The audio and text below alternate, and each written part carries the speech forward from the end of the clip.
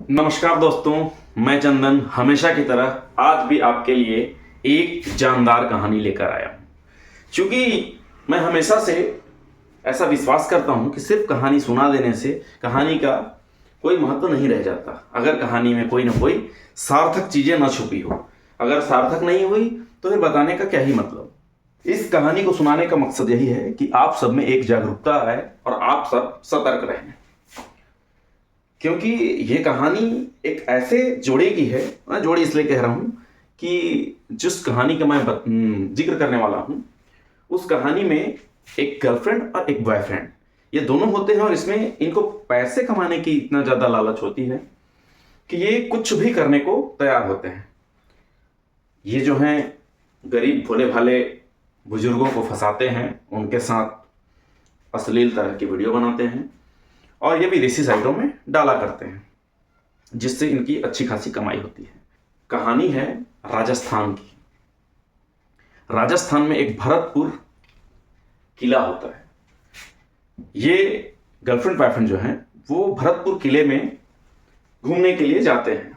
वहां पर इनको एक गार्ड मिलता है। गार्ड को कहते हैं कि हमें एक ऐसा सुनसान जगह बताइए यहाँ पर जहां हम बैठ करके कुछ बातें कर सकें। गार्ड को समझने में देर नहीं लगती कि ये हैं तो गर्लफ्रेंड बॉयफ्रेंड ही, पर गार्ड की ड्यूटी है, वो ले जाता है, बताता है कि यहाँ पर आप एकांत जगह है, सुनसान है, कोई रोकेगा टोकेगा नहीं, आप यहाँ पर बैठ सकते हैं। अचानक से लड़की कहती है कि ये एकांत जगह हमने अपने लिए नहीं बल्कि आपके लिए चुना है। गार्ड हक्का बक्का रह जाता है कि आखिर ये क्या बात कर रही है। फिर उसी समय लड़का बोलता है कि आप जो चाहो वो इस लड़की के साथ कर सकते हो, वैसे भी एकांत जगह है। गार्ड को फिर लगता है कि ये क्या, ये तो घूमने आए थे, अचानक से ऐसे कैसे बात कर रहे हैं। बार बार लड़के के कहने के बाद गार्ड को लगता है कि कहीं ये कुछ मुझे फंसाना तो नहीं चाहते हैं, परंतु बात को घुमा करके जैसे भी प्रस्तुत किया गया, गार्ड को मना लिया जाता है कि आप चाहो तो इस लड़की के किसी भी अंग को छू सकते हो, गले लग सकते हो और किस कर सकते हो। गार्ड की सहमति बन जाती है और गार्ड गले लगता है और किस कर लेता है। दोस्तों, अभी तक गार्ड को यह मालूम नहीं होता है कि उसका वीडियो बन रहा होता है। एक्चुअल में वो जो गर्लफ्रेंड है और बॉयफ्रेंड है, ये दोनों की साजिश रहती है और ऐसे ही वो एक हिडन कैमरा के माध्यम से उनका वीडियो शूट कर लेता है और उसके 3 दिनों के बाद विदेशी साइटों पर डाल दी जाती है और उनको मोटी रकम प्राप्त होती है उन साइटों में डालने से। वो लगातार ऐसी करते रहते हैं। बात यही खत्म नहीं होती है। मैं एक और कहानी के माध्यम से इसको थोड़ा सा कंटिन्यू करता हूं। इस कहानी में भी लड़का और लड़की वही है, सिर्फ बदलता है क्या, तो बदलता है वो बुजुर्ग, वो गार्ड। कुछ समय पहले ये दोनों कार से कहीं जा रहे हो, राजस्थान टूर पे कहीं जा रहे होते हैं। उनको एक तनोट होता है, तनोट, वहां पर ये तनोट देखना चाहते हैं। तनोट जाने के समय ही रास्ते में एक बुजुर्ग दिखाई देता है। ये दोनों कार में होते हैं। कार रोकते हैं बुजुर्ग के पास और बुजुर्ग से पूछते हैं कि तनोट की दूरी यहां से कितनी होगी। बुजुर्ग एक चरवाहा होता है, चूंकि वो वहीं आसपास का ही है तो उसे पता है तनोट का। तो बोलता है कि यहां से 40 किलोमीटर दूर तनोट पड़ेगी। और भी कुछ बात करते करते लड़की जो है अपने तरफ का शीशा धीरे धीरे बात करते करते नीचे करती है। जैसे ही वह 70 साल का बुजुर्ग जो कि चरवाहा होता है वो देखता है कि लड़की तो अर्धनग्न है। अर्धनग्न तो मतलब लगभग नग्न अवस्था में गाड़ी में बैठी हुई थी। ड्राइवर की सीट पर उसका बॉयफ्रेंड बैठा हुआ था। बुजुर्ग यह देखता है, वो गुस्सा हो जाता है, देखता है और कहता है कि तुमको शर्म नहीं आती कि तुम गाड़ी में ऐसी नग्न अवस्था में बैठी हुई हो, तुम्हारे मम्मी पापा को पता चलेगा तो क्या अच्छा लगेगा उन्हें। और भी कुछ सारी बातें कहता है। अचानक से लड़की कहती है कि बाबा, ये मैं तो ऐसी हूं, आप चाहो तो मुझे इसी अवस्था में देख सकते हो, छू सकते हो और मुझे किस कर सकते हो। ये बात सुनते ही वो चरवाहा थोड़ा सा अटपटा सा महसूस करता है और कुछ सोचता है, कुछ बोलता उससे पहले ही लड़का कहता है कि बाबा, आप चाहें तो इस लड़की को छू सकते हैं, टच कर सकते हैं, देख सकते हैं इसी अवस्था में, और आप गले लगाकर किस कर सकते हैं।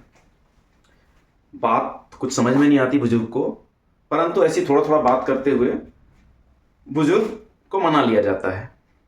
चूंकि आपको मैं पहले बता चुका हूं कि गर्लफ्रेंड और बॉयफ्रेंड इनका एक काम है कि ऐसे लोग भोले भाले लोगों को फंसाना और इनका वीडियो बना के सोशल मीडिया पे डालना। चूंकि लड़की अपना चेहरे को ब्लर कर लेती थी और जो भी बुजुर्ग रहता था उसका वीडियो में साफ साफ चेहरा दिखाई देता था। बात वहां पर खत्म हो जाती है, ये दोनों चले जाते हैं, बुजुर्ग भी अपने घर चला जाता है।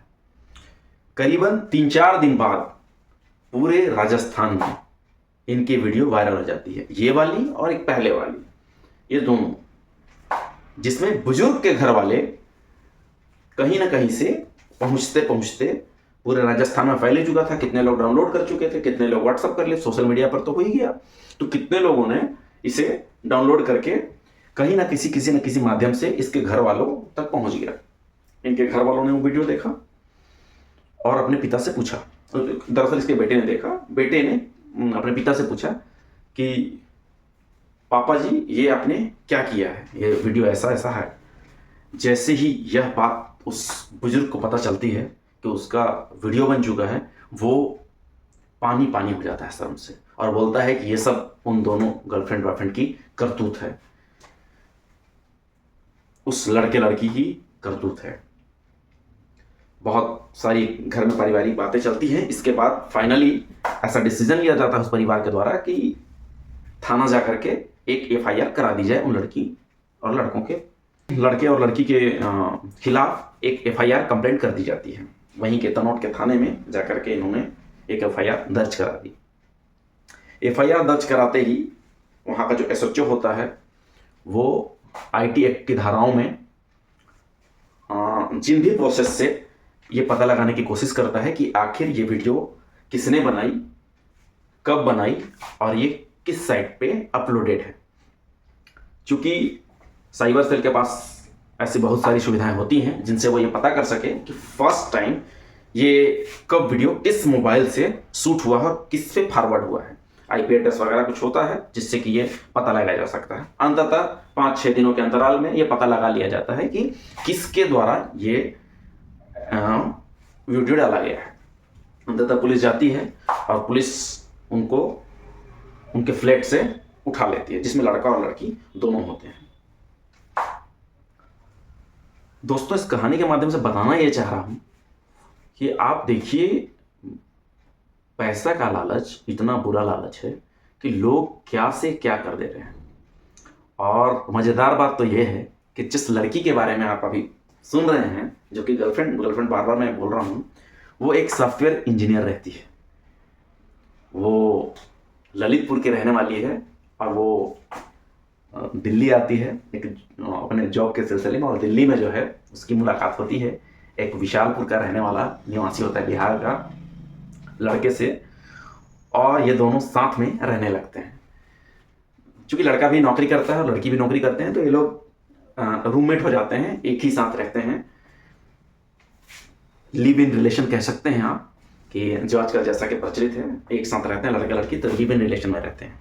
लड़की अच्छा खासा मोटी रकम कमाती है, सॉफ्टवेयर इंजीनियर का तो देख ही रहे हैं आप। लगभग उसकी सैलरी जो होती है 25 लाख रुपए सालाना। आप एक मोटा मोटा अंदाजा अगर ले लेंगे तो 2,10,000 समथिंग इसका सैलरी मंथली पड़ेगा।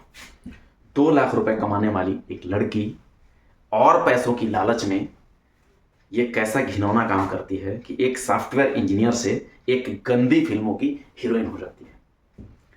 दोस्तों, इस कहानी के माध्यम से यही बताना चाहता हूं कि आपके घर में भी ऐसे लोग हैं, उन्हें कहिए सावधान रहें, सतर्क रहें। आप खुद भी सावधान रहिए, सतर्क रहिए। आजकल सोशल मीडिया का ज़माना है, मोबाइल बहुत सावधानी से चल रही है और मोबाइल का इस्तेमाल सोच समझ कर कीजिए। आप सब जानते हैं कि मोबाइल ही एक ऐसा जरिया है जो कि आपको किसी भी गर्त में गिरा सकता है। जय हिंद, जय भारत, वंदे मातरम।